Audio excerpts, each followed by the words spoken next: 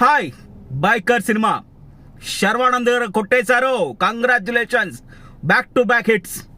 చాలా చాలా బాగుంది. రాజశేఖర్ గారిని ఆఫ్టర్ లాంగ్ టైం కల్కి తర్వాత ఈరోజు స్క్రీన్ మీద చూసాను, చాలా బాగా అనిపించింది.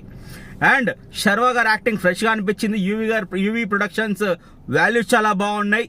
స్క్రీన్ మీద మనం చూస్తున్నంత సేపు కొంచెం ఒక మంచి ఫీలింగ్ ఉంది. ఇటువంటి cinema first in the type ఇటువంటి బైకింగ్ సైడ్ స్పోర్ట్ వచ్చిన సినిమా ఇదే ఫస్ట్ టైం రావడం మనకి. అండ్ మనం చాలా బాగా తీశారు, మనకు చాలా బాగా ఈజీగా అర్థమవుతుంది. మనకేదో కాంప్లికేషన్స్ ఏం పెట్టకుండా తీశారు.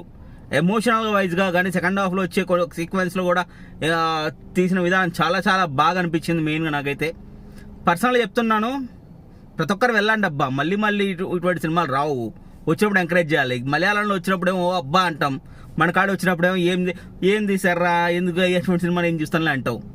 వెళ్తేనే కదా ఇంకొక మంచి సినిమాలు వస్తాయి మనకి. వెళ్ళండి. All the best. కంగ్రాట్స్.